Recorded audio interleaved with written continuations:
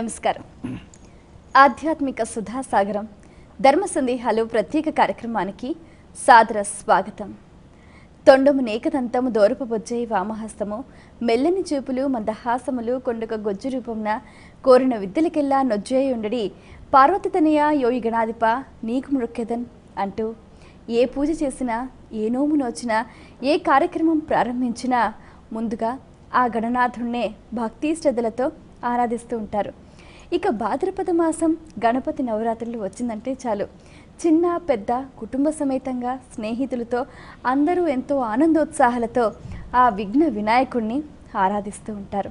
అయితే ఈ ఆరాధనలో ఎన్నో రకాల సందేహాలు కలుగుతూ ఉంటాయి, సహజమే. ప్రేక్షకులు వాళ్ళకు కలిగిన సందేహ నివృత్తికై ఎంతో శ్రద్ధగా మన ఈ కార్యక్రమానికి ఉత్తరాల ద్వారా, ఈమెయిల్స్ ద్వారా రాసి పంపిస్తూ ఉంటారు. వాటన్నిటికీ శాస్త్రీయ సమాధానాలు అందించడానికి మన ముందున్నారు ఆర్ష విద్యా తపస్వి పసర్లపాటి శ్రీనివాస బంగారయ్య శర్మ గారు. వారితో మాట్లాడి మరిన్ని విషయాలు వారి మాటలో తెలుసుకుందాం. ఈనాటి కార్యక్రమాన్ని ప్రారంభిద్దాం. నమస్కారం అండి. నమస్తే అమ్మ.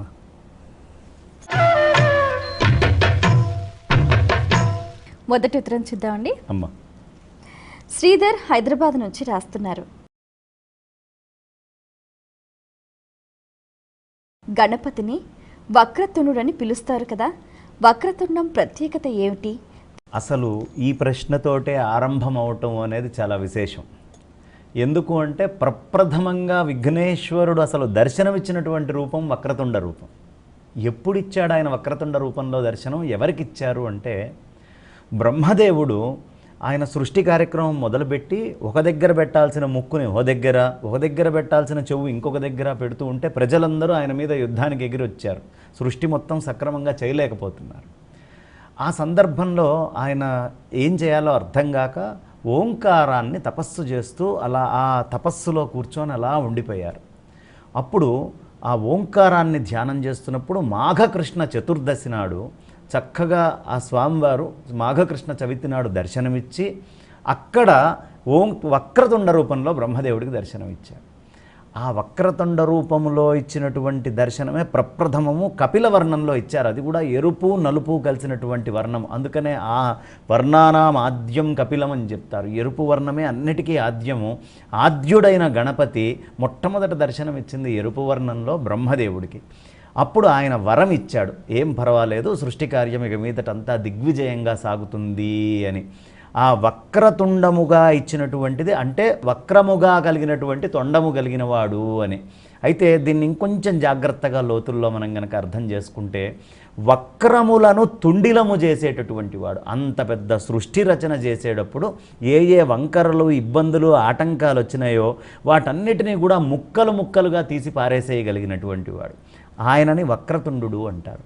అంత సృష్టి రచనకే వచ్చినటువంటి ఆ ఇబ్బందులన్నిటినీ తుండిలం చేసిన గణపతికి మనకుండే వక్రాలు ఎంత, మనకుండే కష్టాలు ఇబ్బందులు ఎంత, వాటిని అనాయాసంగా ఏ విధమైన ఇబ్బంది లేకుండా చక్కగా ఆ వక్రాలన్నిటినీ తీసేయగలుగుతారు, ఆ విఘ్నాలన్నిటినీ కూడా. అందుకని ఆయనని వక్రతుండ గణపతి అని చాలా ప్రత్యేకంగా పిలవడం జరుగుతుంది. అందుకనే మాఘకృష్ణ చవితి నాడు ఆయన దర్శనమిచ్చారు కాబట్టి సంకష్ట చతుర్థి అని మనం ప్రతి మాసము చేసుకోవడం సంప్రదాయంగా వచ్చింది. ఆ సందర్భంలో ప్రప్రథమమైన దర్శనము ఇచ్చినటువంటి దర్శనమే వక్రతుండ గణపతి. వక్రములు అన్నిటినీ తుండిలము చేసేటటువంటి వాడు కాబట్టి ఆ స్వరూపాన్ని ఎవరు కొలుస్తారో, ఆ విఘ్నేశ్వరుణ్ణి ఎవరు తలుస్తారో వాళ్ళ యొక్క వక్రాలన్నీ కూడా తుండిలమైపోతాయి. చాలా ఆనందంగా ఆపదలు కష్టాలు నుంచి బయటపడతారమ్మా. మరి ఉత్తరంలో వారి సందేహం చూద్దామండి. మధుసూదన్ ఈమెయిల్ ద్వారా రాస్తున్నారు. యోగ శాస్త్రానికి గణపతికి ఉన్న సంబంధం ఏమిటి తెలియజేయగలరు అంటూ రాస్తున్నారు. మనకి యోగ శాస్త్రము అంటే చక్రాలతోటి మొదలవుతుంది. మూలాధార, స్వాధిష్టాన, మణిపూర, అనాహత, విశుద్ధ, ఆజ్ఞ, సహస్రారాది సప్త చక్రాలు మనకి ఉంటాయి. ఈ సప్త చక్రాల్లో కూడా సప్తమ చక్రము సాక్షాత్తు గురువుకి సంకేతమైనప్పుడు షట్చక్రాలు సాధనకి ప్రధానమైనటువంటివి. ఈ షట్చక్రాల్లో మొదటి చక్రము మూలాధారము. అందుకనే మనకి త్యాగరాయస్వామి వారు రాస్తూ కూడా ఆయన కీర్తనలు మూలాధారజు నాదమెరుగుటే ముదముగ మోక్షమురా, ఎవడు ఆ మూలాధారాన్ని తెలుసుకుంటాడో వాడు మోక్షాన్ని పొందినటువంటి వాడు మాత్రమే మోక్షాన్ని పొందగలడు అనే సత్యాన్ని మనకు తెలియపరుస్తారు. శంకరాచార్యుల వారు ఆయన విఘ్నేశ్వరుడు ఎంత అనాది అని చెప్పడానికి మరి పార్వతీ పరమేశ్వర్ల కళ్యాణంలో కూడా విఘ్నేశ్వర పూజ చేశారు కదా. ఏమిటి దాని ప్రత్యేకత అంటే మూలాధారములో ఆయన ఉన్నాడు కాబట్టి మూలాధారం ఎంత సనాతనమో గణపతి అంత సనాతనుడు. అంటే పార్వతీ పరమేశ్వర్లు కూడా దేహముతో ఉన్నప్పుడు వాళ్ళకి కూడా మూలాధార చక్రము అనేది ఉంటుంది. అంటే ఆ చక్రానికే మూలస్వరూపుడైనటువంటి వాడు కాబట్టి మూలాధార చక్రం ఎంత అనాదో గణపతి అంత అనాది అని చెప్తారు. ఇవన్నీ కూడా యోగ శాస్త్రానికి సంబంధించినటువంటివి. అందుకే ముత్తుస్వామి దీక్షితార్ వారు కూడా పురాకుంభ సంభవమునివరా ప్రపూజితం త్రికోణ మధ్యగతం మురార్యాది ప్రముఖాద్యుపాసితం మూలాధార క్షేత్రస్థితం అని చెప్తారు. మూలాధార క్షేత్రములో ఉన్నటువంటి ఓ గణపతి ఎలా ఉంటుంది? అది మూలాధారం త్రికోణాకారంలో ఉంటుంది. ఆ త్రికోణాకారము పసుపు వర్ణంలో ఉంటుంది. ఆ పసుపు వర్ణము ఈ గణపతిది ఎప్పుడైనా సరే ఇందాకే చెప్పుకున్నాం కదా, వర్ణానామాద్యం కపిలహ అని కుంకుమ వర్ణం. అందుకే మనం చూడండి, ఏ పూజ చేసే ముందైనా యోగ సంకేతంగా గుర్తుగా ఒక హరిద్రా గణపతిని త్రికోణాకారంలో చేసి త్రికోణాకారంలో ఆ గణపతిని ముందు పెట్టి ఆయన మీద ఆ త్రికోణాకారంలో ఉన్నది గణపతి కాదండి, ఆ త్రికోణాకారంలో ఉన్నది మూలాధార చక్రము మాత్రమే. దాని మీద ఎప్పుడు బొట్టు పెడతామో అప్పటి నుంచి పూజ ఆపకూడదు. ఆ కుంకుమే గణపతి. ఆ హరిద్రా వర్ణములో ఉన్నటువంటి మూలాధార చక్రం మీద ఈ కపిల వర్ణంలో ఉండేటటువంటి కుంకుమ ఏదైతే ఉంటుందో అది పెట్టడమే గణపతి యొక్క ఆవాహనకి మూలము. అందుకని ఆ మూలాధారములో గణపతిని ప్రతిష్ఠ చేసి ఆ గణపతి దగ్గర నుంచి శక్తి తీసుకున్న తర్వాత ఏం చెప్పారు ఆయన? మురార్యాది ప్రముఖాద్యుపాసితం. ఆ తర్వాత స్వాధిష్టాన చక్రానికి బ్రహ్మ అధిపతి, ఆ మణిపూర చక్రానికి విష్ణువు, ఇంకా పైకి వస్తే అనాహతనానికి శివుడు. ఈ వీళ్ళందరూ కూడా అర్చన చేస్తూ ఉంటారట. దేనికోసం అర్చన చేస్తారు? బ్రహ్మ విష్ణు మహేశ్వరులు ముగ్గురు అంటే మూలాధారంలో గణపతి దగ్గర నుంచి కుండలిని అనే శక్తి ఈ చక్రాల దగ్గరికి వ్యాప్తి చెంది పైకి రావాలి అని నిరంతరము ఆయన అర్చన చేస్తూ ఉంటారు. అందుకని మన శరీరము లోపల ప్రప్రథమంగా అంటే గణపతికి పూజ చేసినా ఏ దేవుడికి పూజ చేసినా మూలాధారములో కుండలిని శక్తిని పైకి తెస్తే తప్ప మిగతా ఏ దేవతలు మనల్ని అనుగ్రహించలేరు. అందుకని యోగ శాస్త్రము గణపతికి లంబీజముతోటి చక్కగా ఐరావతము, అక్కడ ఆ పూర్తిగా ఇంద్రుడి వాహనమైనటువంటి ఐరావతం కూడా అక్కడ వాహనంగా ఉంటుందట గణపతికి. కాబట్టి గణపతి సంకేతాన్ని మొత్తాన్ని యోగ శాస్త్రము, ఎవడికి గణపతి అనుగ్రహం ఉండదో వాడికి యోగాభ్యాసము కానీ యోగ శాస్త్రము కానీ వరించదు.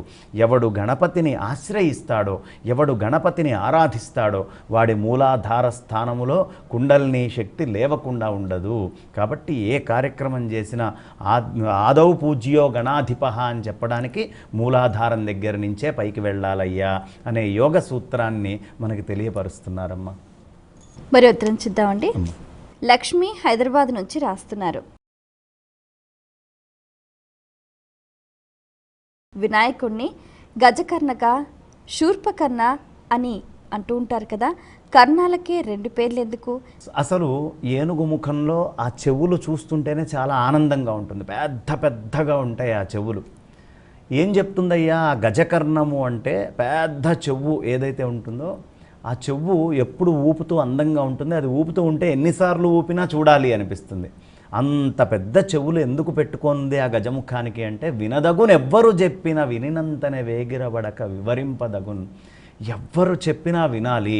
ఈ ప్రపంచంలో ఎక్కడి నుంచి ఏ విషయం వచ్చినా ఖచ్చితంగా వినాలి అనే విషయం ఇవాళ రేపు ప్రతి పిల్లలు కానివ్వండి, ఎవరైనా కానివ్వండి, అవతలవాడు మాట్లాడుతుంటే పూర్తిగా వినేటటువంటి ఓపిక లేక ముందే అసహనం ప్రకటిస్తూ ఉంటారు. కానీ గణపతి మనకేం చెప్తున్నాడంటే ఆ గజకర్ణాలతోటి ఎవ్వరు చెప్పినా చాలా శ్రద్ధగా విను, చాలా ఓపికగా విను, చెప్పే విషయాన్ని మొత్తాన్ని తెలుసుకో, ఆ విన్న తర్వాత విన్నది పూర్తిగా నమ్మకు అని చెప్పడానికి రెండో నామం చెప్పారు. శూర్పకర్ణ అనే ప్రయోగం రెండో నామంగా చెప్తారు. ఏమిటి ఆ శూర్పకర్ణ అనే ప్రయోగము అంటే?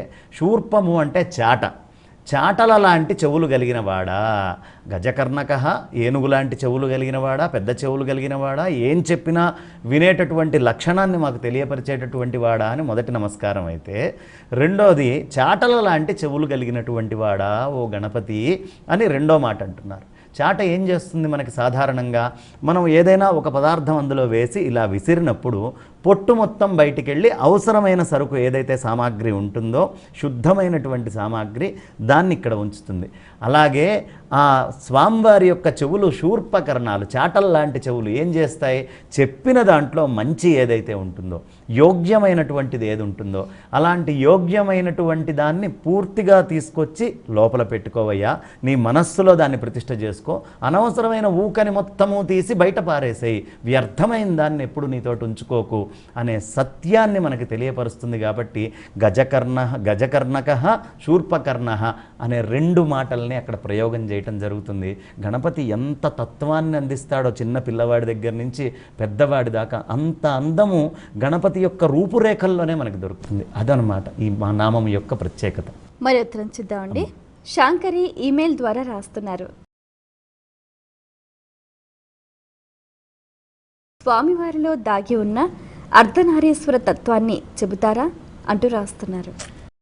స్వామిలో మనకి కొట్టొచ్చినట్టుగా అర్ధనారీశ్వర తత్వం కనిపిస్తుంది. దీని గురించి కంచి పరమాచార్యులు వారు చాలా వైభవంగా వారి యొక్క గ్రంథములో చెప్పడం కూడా జరిగింది.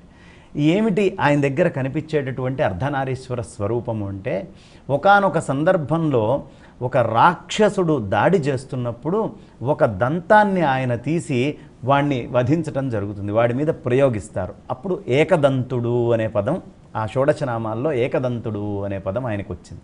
ఇంకో సందర్భంలో మహాభారతం చెప్పేటప్పుడు ఆ మహాభారతం మొత్తము రాసేటటువంటి వ్రాయసకారుడు ఎవరా అని వ్యాస పరమాత్మ వారు ఆలోచిస్తే గణపతి అని తెలిసింది.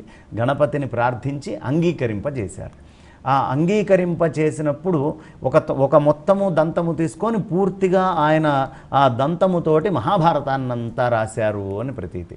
ఇప్పుడు ఒక్క క్షణం కనుక మనం ఆలోచిస్తే ఆయన ఏకదంతుడు అనే పదంలోనే మనకి ఆ అర్ధనారీశ్వర తత్వం స్పష్టంగా తెలుస్తుంది.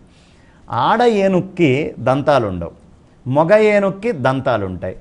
దంతము లేనటువంటి పక్క ఒకటి, దంతముతోటి ఉండేటటువంటి పక్క రెండవది.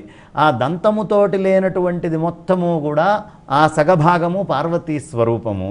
ఈ దంతముతోటి ఉండేటటువంటి భాగమంతా కూడా ఆ పరమేశ్వరుడి యొక్క స్వరూపము. దీనిని అర్ధనారీశ్వర తత్వంగా చెప్తారు. మీరు హంపి ప్రాంతానికి గనక ఎప్పుడైనా వెళ్తే అక్కడ రెండు రకాల గణపతులు ఉంటాయి. ఒకటి ఆవగింజ గణపతి, రెండోది కందిబద్ద గణపతి. ఏమిటయ్యా ఆ కందిబద్ద గణపతి ఆవగింజ గణపతి అంటే, ఆవగింజ గణపతి కేవలం 10 అడుగులు ఉంటాడు. 10 అడుగులు ఉండే ఆయన్ని ఆవగింజ గణపతి అంటారు. 20 అడుగులు ఉండేటటువంటి గణపతిని కందిబద్ద గణపతి అంటారు. ఎందుకు అంత తక్కువ వాటితోటి పోల్చారు ఈ 10-20 అడుగులు ఉన్న వాటిల్ని అంటే, అనంతుడివై అంత పెద్ద కొండలాగా ఉండే నిన్ను మేము ఆరాధించలేమయ్యా, కాబట్టి ఏదో కొంచెం కందిబద్దగా ఆవగింజగా మేము తీసుకొచ్చి ఇక్కడ సంకేతంగా పెట్టుకొని పూజ చేస్తున్నామని. అందులో మీరు ఆవగింజ గణపతి దగ్గరికి గనక వెళ్తే ఆ వెనక భాగం మొత్తము ఆ కురుల దగ్గర నుంచి అచ్చం అమ్మవారి స్వరూపంలోనే అలా కూర్చోబెట్టినట్టుగా కనిపిస్తుంది. ముందరంతా ఆ తత్వం. అసలు ఆ పరమేశ్వరుడి యొక్క సంపూర్ణ శక్తిని, అమ్మవారి యొక్క శక్తిని రెండిటినీ కూడా గ్రహించుకొని ఉన్నటువంటి తత్వం ఏదైతే ఉందో అది అర్ధనారీశ్వర తత్వం. ఇంకా విశేషం ఏమిటంటే, ఈ మొత్తము శరీరం పార్వతీ అమ్మవారు ఇట్లా మట్టి నలిపి ఆ పసుపు తీసుకొని ఆ పసుపుని నలిపి తయారు చేశారు నువ్వు పిండితోటి. ఆ చేసినప్పుడు పూర్తి రూపం ఉంది, కానీ పరమేశ్వరుడు శిరస్సు ఖండించాడు. ఖండించిన తర్వాత మళ్ళీ శిరస్సు ఎవరు అతికించారు? పరమేశ్వరుడే అతికించారు.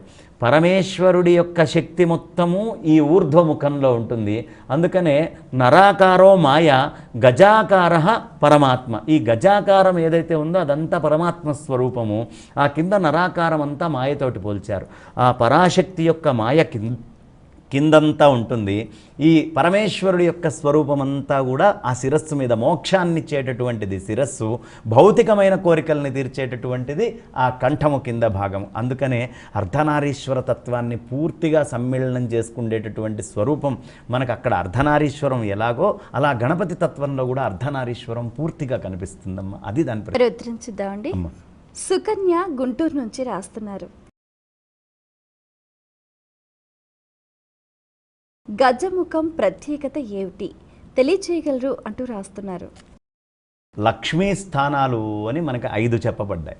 ఆ లక్ష్మీ స్థానాల్లో ఒకటి సముద్రాన్ని చెప్తారు, ఒకటి శివలింగాన్ని చెప్తారు. అలాగే గజముఖాన్ని కూడా, గోపృష్ఠాన్ని చెప్పినట్టుగానే గజముఖాన్ని కూడా లక్ష్మీ స్థానంగా చెప్తారు. సమస్తమైన లక్ష్ములు ఆ గజముఖములో ఉంటాయి. అందుకనే ఎవరైనా రాజ్యము ఏలేటప్పుడు కానీ, రాజు చేసినప్పుడు కానీ ఏనుగు యొక్క తొండముతోటి వాళ్ళ మెడలో దండ వేయించడము అనేది సంప్రదాయం. ఎందుకు ఏనుగు తొండముతోటి వేయిస్తారు అంటే ఆ రాజ్యకీర్తి, ఆ శ్రీ, ఆ లక్ష్మి పూర్తిగా అతన్ని వరించినట్టు, దీంట్లో అనుమానం లేదు. అందుకని ఎప్పుడైనా పొరపాటున రాజు లేని దశలో కూడా ఏనుగుకి ఒక దండ ఇచ్చి అది ఎవరి మెడలో వేస్తే వాళ్ళని రాజుగా నిర్ణయించడం అనే సంప్రదాయం కూడా మనకి ఉండేది పూర్వం నుంచి. దీనికి కారణము లక్ష్మి ఏనుగు ముఖంలో ఆవరించి ఉంటుంది. ఇంకా ప్రత్యేకత ఏమిటంటే ఆ చంద్రుణ్ణి కానివ్వండి, సముద్రాన్ని కానివ్వండి, పసి పిల్లవాడిని కానివ్వండి, మనం ఏనుగు ముఖాన్ని కానివ్వండి, ఎంతసేపు చూసినా తనివి తీరదు. ఇంకాసేపు చూద్దాం అని అనిపించేటటువంటి స్వరూపము ఆ గజ ముఖానికి ఉంటుంది. దాని ప్రత్యేకత అది. అందులో ఒక్కసారి మనం జాగ్రత్తగా గనక ఆలోచించినట్లయితే గజముఖముతో ఆయన మనకి అనేకమైనటువంటి సందేశాలు ఇస్తున్నారు. దాని యొక్క కళ్ళు చాలా చిన్నగా ఉంటాయి, చాలా సూక్ష్మముగా అది గ్రహిస్తుంది. కాబట్టి ప్రతి సూక్ష్మమైనటువంటి దాన్ని జాగ్రత్తగా తీసుకోవాలి అనే తత్వం ఆ కళ్ళు మనకి తెలియపరుస్తాయి. ఇంకొకటి, అవసరమైతే ఏనుక్కి ఎప్పుడైనా అత్యంత ప్రియమైనటువంటివి దంతాలు, వాటిని మట్టి అంటనివ్వదు, ఎప్పుడు శుభ్రంగా ఉంచుకుంటుంది ఏనుగు. మిగతా అంతా మట్టి అంటినా పర్వాలేదు దానికి. ఇలా స్నానం చేసి రాగానే మళ్ళీ మట్టి తీసి మీద వేసుకుంటుంది, కానీ దంతాన్ని ఎప్పుడు పాడు చేసుకోదు. దంతాన్ని శుభ్రంగా ఉంచుకుంటుంది. అంత ఇష్టం దంతాలంటే. ఆ ఏనుగు ముఖములో మనకి ఏమి తెలియపరుస్తున్నారు అంటే రాక్షస సంహారం చెయ్యాలన్నా, అధర్మం పెచ్చుమీరుతుందన్నా, లేదు ధర్మాన్ని కాపాడటానికి భారతం రాయాలన్నా త్యాగము చెయ్యి, నీకు అత్యంత ప్రియమైనటువంటి దాన్ని కూడా త్యాగం చెయ్యి అని గణపతి ఆయన ముఖము ద్వారా మనము ధర్మరక్షణ కోసం, దేశరక్షణ కోసం ఇష్టమైంది కూడా త్యాగం చేయడానికి ఎప్పుడూ మొహమాట పడకూడదు, భయపడకూడదు, వెనకాడకూడదు అనే విషయాన్ని తెలియపరుస్తారు. గజముఖములో ఆయన అంత ప్రత్యేకతని మనకి చూపించారు. ఇంకొక విషయం ఏమిటి అంటే ఆ గజము యొక్క తొండం మీరు ఎప్పుడైనా చూడండి, అట్లాంటి వస్తువు ఈ ప్రపంచంలో ఇంకొకటి లేదు. అది చిన్న సూది కింద పడ్డా కూడా తీయగలదు. మీరు చూడండి, ఎప్పుడైనా 10 పైసలో 5 పైసలో రూపాయి బిళ్ళో మనం ఇచ్చినప్పుడు కింద పడితే జాగ్రత్తగా తీసి మాగటి వాడికి ఇస్తుంది. అదే మనం బర్మా, కేరళ ఈ ప్రాంతాలకు కనుక పంపిస్తే పెద్ద పెద్ద దుంగల్ని కూడా లాగి అవతల పారేస్తూ ఉంటుంది. రాజప్రాసాదాలని బద్దలు కొట్టడానికి ఏనుగుని వాడతారు. అంటే ఆ తొండము ప్రత్యేకత చూడండి. పెద్ద పెద్ద వాటిల్ని అది తీయగలదు, అతి చిన్నదాన్ని కూడా గుర్తించగలదు. చిన్న గరిక పెట్టిన వాడిని కూడా గణపతి చాలా ఆనందంగా ఆశీర్వదిస్తాడు, వాడిని గుర్తించి పక్కన పెడతాడు. పెద్ద పెద్ద గణపతి హోమాదులు ఇంకా ఇత్యాది ఉపాసనలు చేసేవాళ్ళని కూడా ఆయన తరింపజేస్తాడు. ఇది గజముఖము ద్వారా ఆయనకు మనకి తెలియపరిచేటటువంటి ఒక మహత్తర విషయం. ఇంకొకటి ఏం తెలుస్తుంది గజముఖము ద్వారా అంటే ఆ నోరు ఏదైతే ఉందో ఈ ప్రపంచంలో నోటి మీద, ఇప్పుడు ఏనుగుకి ఇది 5వ చెయ్యిగా చెప్తారు తొండాన్ని. నోటి మీద చెయ్యి వేసుకొని ఉండేటటువంటి ప్రాణి ఈ ప్రపంచంలో ఇంకొకటి లేదు, గజము తప్ప. అరే, నువ్వు ఎంత విద్వాంసుడివైనా, ఎంత పండితుడివైనా, ఎంత జ్ఞానివైనా, నీకు ఎన్ని విషయాలు తెలిసినా అనవసరమైనటువంటి ప్రేలాపన చెయ్యకు. ఇందాక చెవుల ద్వారా మనం విన్నాం, శూర్పకర్ణం అంటే ఏమిటి, గజకర్ణం. వినాలి, అనవసరమైన చెత్త తీయాలి. ఎంత తెలిసినా వ్యర్థంగా మాట్లాడకుండా నోటి మీద అడ్డము అదుపు, ఆ అడ్డు అదుపు అనేది చాలా ప్రధానము అనే విషయాన్ని మనకు ఆ ఏనుగు తొండము చాలా స్పష్టంగా తెలియపరుస్తూ ఉంటుంది. ఇలాంటి ప్రాణి ఇంకెక్కడా ఉండదు. గజముఖములో ఇంకొక ప్రత్యేకత ఏమిటి అంటే 10,000 మందిలో మిమ్మల్ని ఒకసారి చూసినా అది మళ్ళీ మీరు 10 ఏళ్ల తర్వాత వెళ్ళినా మిమ్మల్ని గుర్తిస్తుంది. అంత జ్ఞాపక శక్తి ఉన్నటువంటి ప్రాణి ఈ ప్రపంచంలో ఇంకొకటి లేదు. అంత జ్ఞాపక శక్తి, చాలా సూక్ష్మమైనటువంటి బుద్ధి. కాబట్టి ఆ గజముఖము మనకేం తెలియపరుస్తుందంటే వేల మంది జనాల్లో మనం వెళ్ళి ఎక్కడో మూల దాక్కొనున్నా ఒక్కసారి స్వామి గనక చూస్తే మళ్ళీ మనం ఎప్పుడు వెళ్ళినా ఎక్కడ వెళ్ళినా ఆ స్వామి దర్శనం కోసం అడుగు పెట్టంగానే ఆయన గుర్తిస్తారట. ఇది ఆయన ప్రత్యేకత. అందుకనేనేమో శ్రీశైలంలో ఆ మల్లన్న దగ్గరికి వెళ్ళి కిందకి దిగొచ్చేటప్పుడు సాక్షిగా ఆయన్ని పెడతారు, సాక్షి గణపతిగా. ఆయనకుండే జ్ఞాపక శక్తి, ఆయన రాయగలిగినటువంటి స్థితి, ఎంతమంది భక్తులు వెళ్ళినా ఆ వచ్చేటటువంటి వాళ్ళు వెళ్ళేటటువంటి వాళ్ళ చిట్టా మొత్తము రాయగలిగినటువంటి వాడు కాబట్టి ఆ గజముఖము ఉంటేనే అది సాధ్యము. అనన్య సామాన్యమైనటువంటి ప్రతిభ ఆ గజముఖానికి ఉంటుంది. లక్ష్మీస్వరూపము గజముఖము. అలాంటి మహత్తరమైన ఆ లక్ష్మీస్వరూపాన్ని, అంటే ఉదయాన్నే లేవంగానే ఎవరు గణపతి ముఖం చూస్తారో, ఎవరు నిత్య నిరంతరము గణపతిని హృదయంలో పెట్టుకుంటారో, ఎవరు రాత్రి పడుకుండే ముందు ఒక్కసారి గణపతి ముఖాన్ని చూసి నిద్రపోతారో, అలాంటి వాళ్ళకి సమస్తమైనటువంటి ఐశ్వర్యాలు లభిస్తాయి. దీంట్లో ఎలాంటి అనుమానము లేదు. ఇది గజముఖము యొక్క ప్రత్యేకతమ్మ. మరి ఉత్తరం చూద్దామండి. పల్లవి హైదరాబాద్ నుంచి రాస్తున్నారు. మూషిక వాహనం ప్రాధాన్యత ఏమిటి తెలియచేయగలరు అంటూ రాస్తున్నారు. ఈ మూషికము ఏం చేస్తుందో తెలిస్తే మూషిక వాహనం యొక్క ప్రాధాన్యత మనం తెలుసుకోవచ్చు. మూషికము అనే పదం ఎక్కడి నుంచి వచ్చింది? ముష్ అనే ధాతువు నుంచి వచ్చింది. ముష్ అంటే ముష్కరులు అనే పదానికి మనం వాడతాం కదా, దొంగ.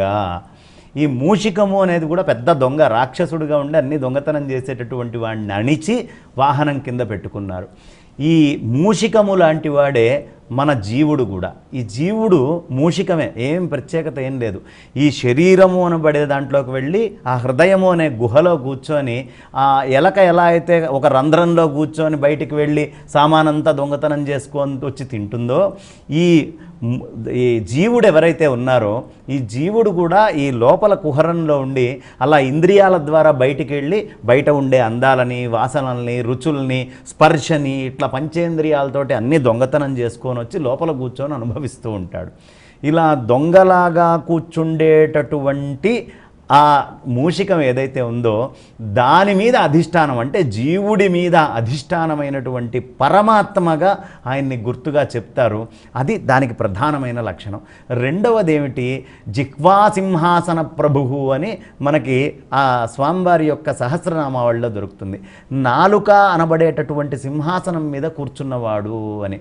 అదేమిటండి నాలుక అనే సింహాసనము అంటే? ఒక్కసారి ఆలోచించండి. మన నోరు ఒక పెద్ద కలుగులాగా ఉంటుంది, ఒక గుంతలాగా. అందులో ఈ నాలిక ఏం చేస్తూ ఉంటుంది? ఇటు అటు అటు ఇటు ఎలకలాగా తిరుగుతూ ఉంటుంది. అది ఎలకలాగా తిరిగితేనే మన నోట్లో నుంచి అక్షరాలు బయటికి వస్తాయి. ఈ ఉచ్చిష్ట గణపతి అన్నా కూడా, ఈ అక్షరాలన్నీ బయటికి రావాలన్నా కూడా అక్కడ గణపతి కూర్చొని ఉంటేనే, ఈ నాలుక అనబడేటటువంటి ఎలుక మీద ఆయన ఉంటేనే అక్షరాలన్నీ బయటికి వస్తాయి. అందుకే ఆయన్ని జిహ్వా సింహాసన ప్రభు, జిహ్వా అనేటటువంటి దాని మీద కూర్చొని ఉండేటటువంటి వాడివయ్యా అని చెప్తారు. కాబట్టి ఇది దేనికి సంకేతము అంటే నోట్లో నుంచి వచ్చే శబ్దబ్రహ్మానికి మొత్తానికి ఆయనే అధిష్టాత, లోపల ఉండేటటువంటి జీవుడికే ఆయనే అధిష్టాత. ఆయన యొక్క ప్రసాదాన్ని నిత్య నిరంతరము తింటూ మాట్లాడి ఆయన ప్రసాదాన్నే హృదయంలో పెట్టుకుండేవాడు తరిస్తాడు, జీవన్ముక్తికి సంకేతము అని చెప్పడానికి ఈ ఎలుక వాహనం గురించి ప్రత్యేకంగా చెప్పడం జరుగుతుందమ్మా. చాలా సంతోషం అండి. మీ అమూల్యమైన సమయాన్ని కేటాయించి మా ప్రేక్షకుల ధర్మ సందేహాలకు శాస్త్రీయ సమాధానాలు అందించినందుకు ధన్యవాదాలు. వీక్షించారు కదండి, ఇది ఇవాల్టి మన ధర్మ సందేహాలు కార్యక్రమం. మీకు కూడా ఏవైనా ఆధ్యాత్మిక ధర్మ సందేహాలు కలిగితే మా ఈ కార్యక్రమానికి మీ సందేహాలని క్లుప్తంగా, సూటిగా, స్పష్టంగా పోస్ట్ కార్డ్పై లేదా ఈమెయిల్స్ ద్వారా రాసి పంపించండి. మా చిరునామా ధర్మ సందేహాలు, కేర్ ఆఫ్ భక్తి TV, road number 92, Jubilee hills, Hyderabad 5,96,000. మా ఈమెయిల్ ఐడి bhaktihyd@gmail.com. మరో కార్యక్రమంలో మళ్ళీ కలుసుకుందాం. అంతవరకు సెలవు.